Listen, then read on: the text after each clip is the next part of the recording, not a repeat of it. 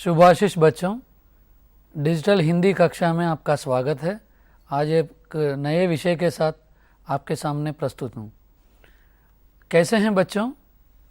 ठीक तो है ना? हम भी ठीक हैं और आपको कुछ चित्र दिखाऊंगा। ध्यान से चित्र देखिए, जो मैं बोल रहा हूँ वो सुनिएगा। कुछ मैं प्रश्न भी पूछूंगा, प्रश्नों का जवाब देने के लिए प्रयास कीजिएगा। बच्चों, चित्र में क्या देख रहे हैं आप लोग? पहले चित्र में एक सैनिक हैं घोड़े पर और एक चित्र में एक राज दरबार है। वहाँ राजा के साथ कुछ पढ़ने के लिए प्रयास किया जा रहा है। मतलब यहाँ आप लोगों से एक प्रश्न है। राजाओं के ज़माने में जो एक प्रदेश से दूसरे प्रदेश तक कुछ संदेश या समाचार भेजना चाहते हैं, तब किस प्रकार के साधनों का प्रयोग करते थे? आप एक बार कल्पना कीजिएगा। बच्चों, वर्तमान काल में एक प्रदेश से दूसरे प्रदेश तक संदेश या समाचार भेजने के लिए आप लोग किन किन साधनों का प्रयोग करते हैं? आप लोग जानते हैं ना। लेकिन राजाओं के समय में किन प्रकार के साधनों का प्रयोग करते थे? कल्पना कीजिए और आपको कुछ चित्र दिखाऊंगा। चित्र देखिएगा। बच्चों, चित्र देखिए। चित्र में क्या देख रहे हैं आप लोग? हाँ, इसमें लपेटते हुए कुछ पत्र है। इस प्रकार राजाओं के समय में कई प्रकार के लपेटते हुए पत्र व्यवहार होते थे। एक राजा से दूसरे राजा तक कपड़े पर लिखकर कुछ संदेश भेज दिया जाता था। और एक चित्र देखिए। जी हाँ, आप लोग देख रहे हैं ना। इस प्रकार लपेटते हुए कई प्रकार के चित्र हमारे सामने प्रस्तुत हैं। और एक चित्र देखिएगा। जी, आप लोग देख रहे हैं ना। इस प्रकार के चित्र पुराने ज़माने में पत्र व्यवहार के लिए किया जाता था। उसके बाद ज़माना बीतता गया, फिर कबूतरों के माध्यम से भी पत्र व्यवहार किया जाता था। चित्र में देखिए, कबूतर के पैर को पत्र लिखकर बांध दिया जाता है। उस कबूतर को जहाँ तक भेजना चाहते हैं वहाँ तक वो कबूतर जाता था और वहाँ पत्र पहुँचाता था। इस प्रकार प्राचीन काल में एक साधन के रूप में कबूतर को लिया जाता था। उसके बाद और एक चित्र देखिए। जी हाँ, आप लोग सही देख रहे हैं। कबूतरों के बाद कागज़ का आविष्कार हुआ। आविष्कार होने के बाद डाक द्वारा पत्र भेज दिया जाता था। चित्र में और एक देखिए, डाक द्वारा भेज दिए जाने वाले पोस्ट कार्ड। उसके बाद पुराने ज़माने के अन्य पोस्ट कार्ड, शुरुआत के ईस्ट इंडिया कंपनी के द्वारा जो चलाए जाते थे वो। उसके बाद वर्तमान काल में जो हम पोस्ट कार्ड के रूप में प्रयोग करते हैं उसका चित्र है। और एक चित्र देखिएगा। हाँ, ये इनलैंड लेटर है। इस प्रकार के पत्रों के माध्यम से पत्र व्यवहार करते हैं हम लोग। और एक चित्र देखिए। जी, ये चित्र में आप लोग क्या देख रहे हैं? पोस्ट बॉक्स कहते हैं हम इसको, जो हम पत्र लिखकर पोस्ट बॉक्स में डालने से उन पत्रों को डाकिया जहाँ तक पहुँचाना है पहुँचाते हैं और इन डाकियों के माध्यम से पत्र व्यवहार होता है। बच्चों, और एक चित्र देखेंगे। चित्र में देखिए, डाकिया है। क्या ले जा रहे हैं? कई प्रकार के पत्र घर घर पहुंचा रहे हैं। जी हाँ, आपके गांव में या शहर में भी डाकिया को देखे हैं ना आप लोग। इस प्रकार संदेश या समाचार भेजने के लिए डाकिया और डाकघर, इस प्रकार कई साधनों के माध्यम से हम लोग दूर दूर तक समाचार या संदेश भेजते हैं। इसके बाद आविष्कार हुए। टेलीफोन का आविष्कार किया गया था। टेलीफोन का आविष्कार मालूम है ना आपको? टेलीफोन किसे कहते हैं? जी हाँ, ये टेलीफोन है। टेलीफोन के माध्यम से हम दूर दूर तक हमारे संदेश या समाचार भेजते हैं। आपस में बात करते हुए जो संदेश भेजना चाहते हैं, जो समाचार दूसरों तक पहुंचाना चाहते हैं, टेलीफोन के जरिए हम भेजते हैं। इसके बाद फिर आविष्कार हुआ, आप लोग जानते ही हैं। और एक चित्र देखिए। जी हाँ, टेलीफोन के बाद फिर मोबाइल फ़ोन का आविष्कार हुआ है। आप लोग वर्तमान काल में भी आपके घर में या बाहर भी मोबाइल फ़ोन को भी देखे हैं ना। इस प्रकार समाचार या संदेश भेजने के लिए कई प्रकार के साधन वर्तमान काल में प्रयोग किया जाता है। इस प्रकार के साधनों के द्वारा हम संदेश भेजते हैं। चलिए बच्चों, आपको एक छोटी कहानी सुनाऊंगा। पहले कुछ चित्र देखिए। चित्र में क्या देख रहे हैं? एक लड़की है। लड़की कहाँ जा रही है? पाठशाला जा रही है। जी हाँ, लड़की का नाम है मेधा। क्या नाम है लड़की का नाम? मेधा। ये लड़की जो है सरकारी माध्यमिक पाठशाला तांडूर में पढ़ती है। 7वीं कक्षा पढ़ने वाली ये मेधा बहुत तेज़ है। बच्चों, एक चित्र देखिए। देखिए मेधा कैसे पढ़ रही है। पढ़ने में कक्षा में प्रथम श्रेणी में आती है। बहुत आगे रहती है पढ़ाई में, आप लोगों की तरह। और एक चित्र देखिए। जी हाँ, वही मेधा सुबह जल्दी उठते ही खूब मेहनत करती है और पढ़ते पढ़ते कक्षा में हमेशा प्रथम श्रेणी में आती है। बच्चों, और एक चित्र देखिए। मेधा सिर्फ पढ़ने में नहीं है और चित्रकला में भी है।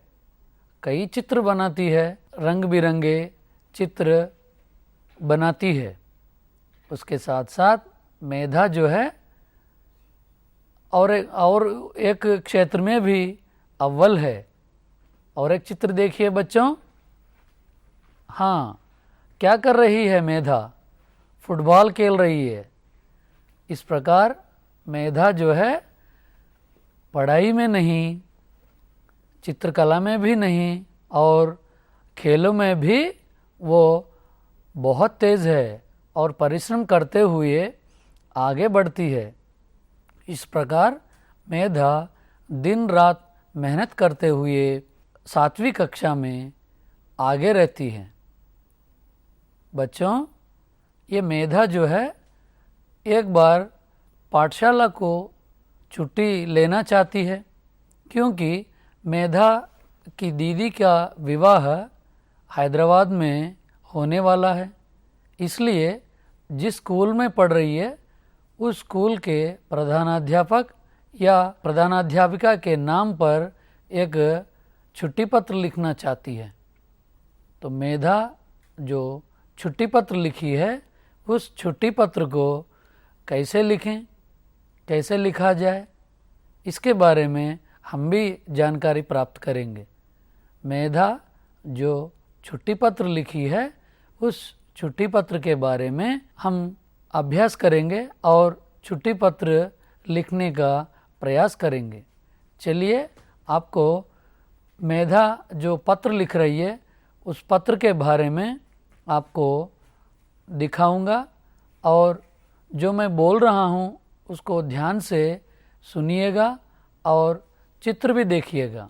बच्चों देखिए, छुट्टी पत्र का प्रारूप कैसे लिखेंगे इस पर ध्यान दीजिएगा। छुट्टी पत्र लाइनदार कागज़ पर ही लिखना चाहिए।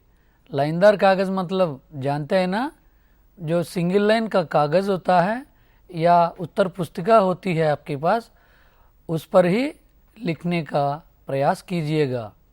उसके बाद छुट्टी पत्र लिखते समय दाएं और बाएं का भी याद होना चाहिए। दाएं मतलब मालूम है ना, तेलुगु में कुड़ी कहते हैं। बाएं मतलब मालूम है ना, एडमा कहते हैं।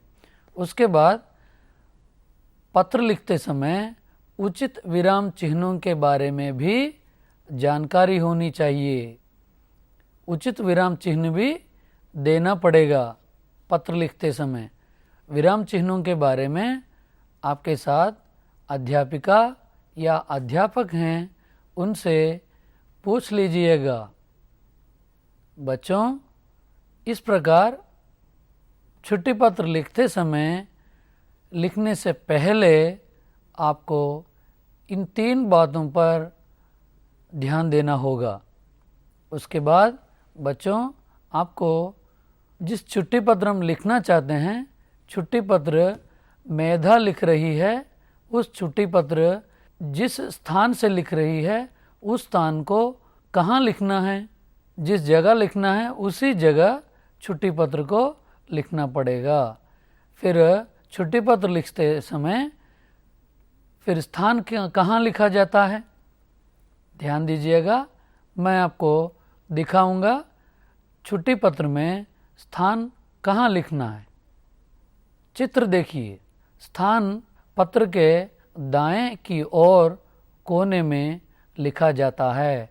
चित्र में देखिए, जैसे आपके पास जो लाइनदार कागज़ है, लाइनदार कागज़ पर दाएं और स्थान लिखना चाहिए।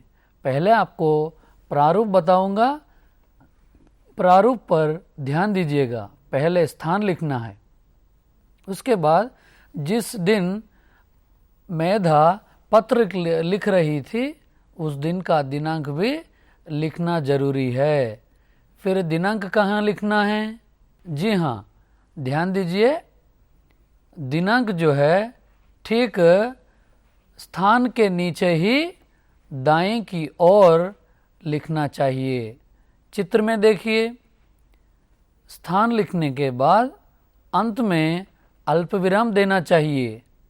अल्पविराम देने के बाद स्थान के ठीक नीचे देखिए दिनांक लिखना है। दिनांक लिखने के बाद अंत में पूर्ण विराम देना चाहिए। बच्चों, चित्र ध्यान से देखिए। दिनांक लिखने के बाद जो पूर्ण विराम दिया है हम लोग, उसके बाद एक लाइन छोड़ना चाहिए।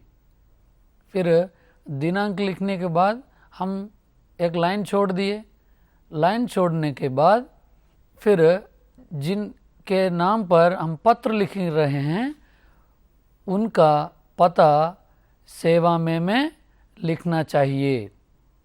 चित्र में देखिए, स्थान लिखने के बाद जब हम एक लाइन छोड़ दिए हैं, उसके बाद नीचे बाएं की ओर मार्जिन से सेवा में लिखना चाहिए। चित्र में ध्यान से देखिए। दिनांक के नीचे एक लाइन छोड़ दिए ना? हाँ, आपके अध्यापक या अध्यापिका से पूछिए और देखिए ध्यान से, एक लाइन छोड़ दिए। फिर ठीक नीचे आने के बाद बाएं की ओर आइए। बाएं की ओर मतलब एडमा, वहाँ से सेवा में लिखना चाहिए। सेवा में लिखने के बाद अल्पविराम देना चाहिए।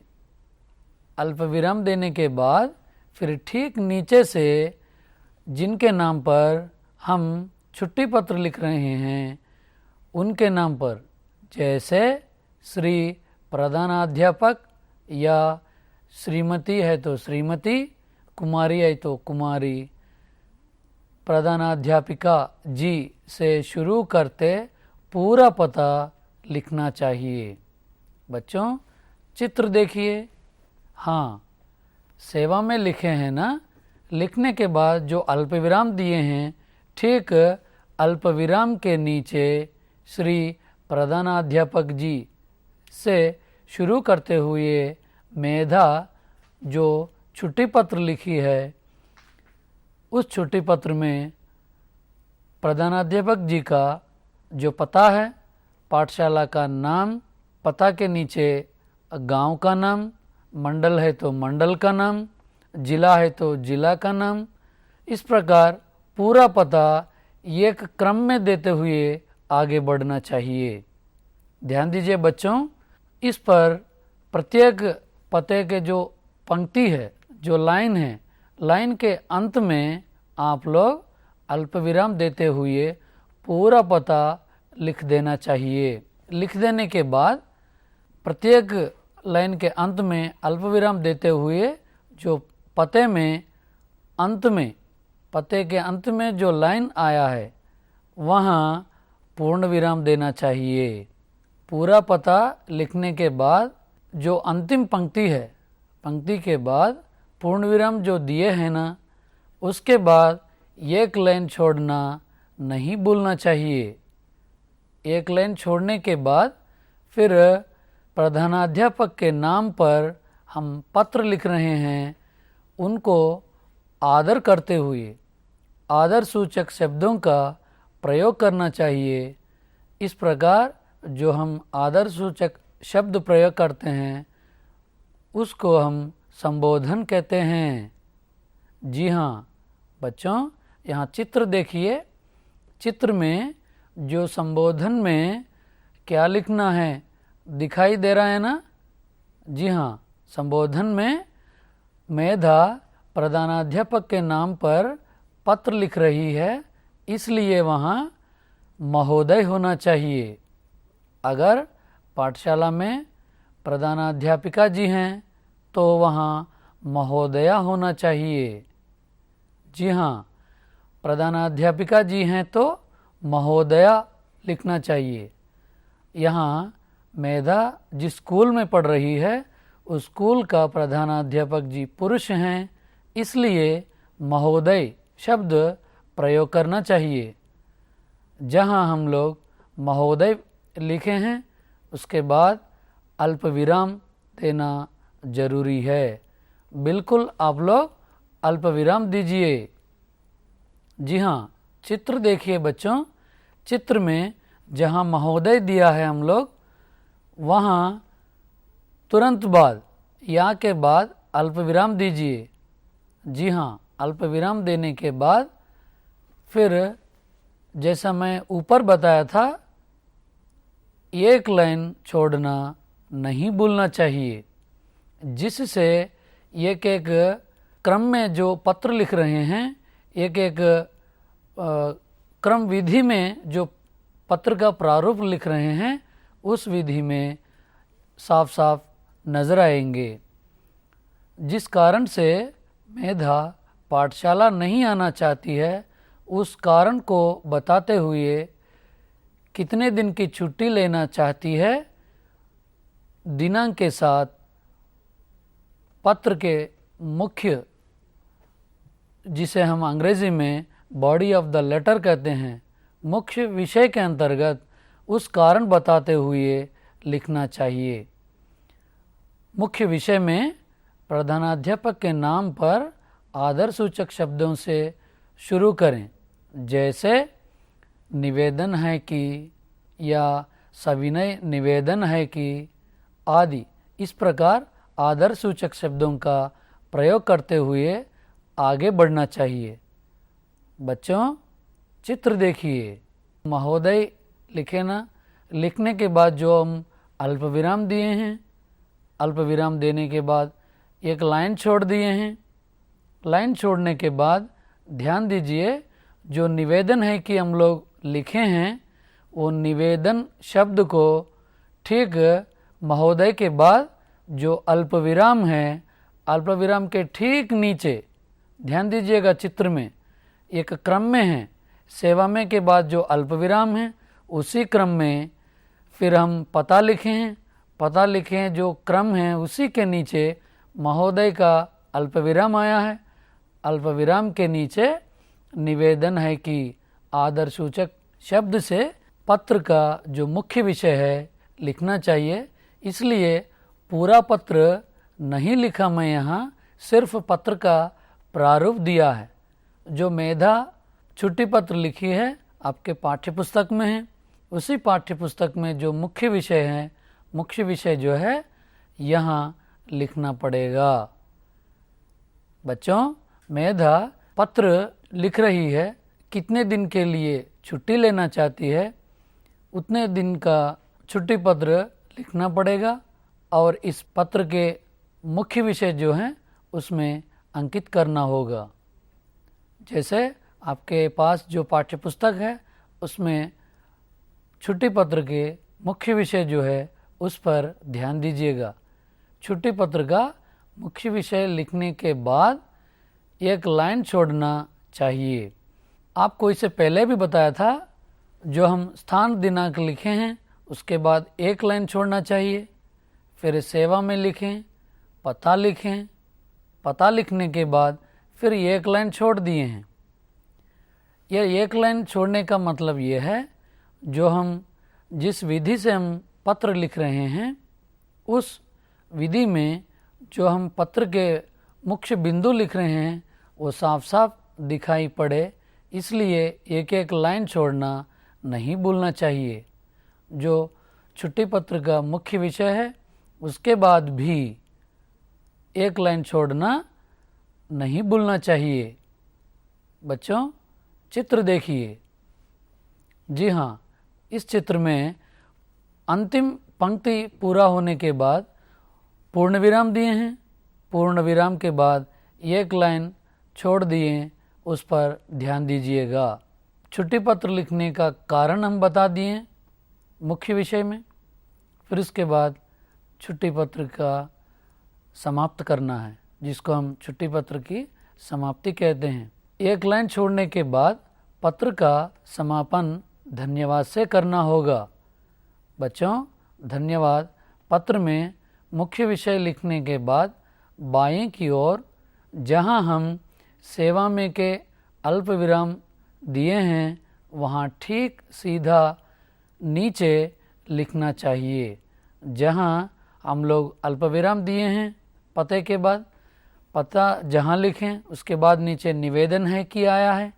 फिर इसके ठीक नीचे ध्यान दीजिएगा, ठीक नीचे धन्यवाद लिखना चाहिए। धन्यवाद जो है मार्जिन से नहीं लिखना चाहिए।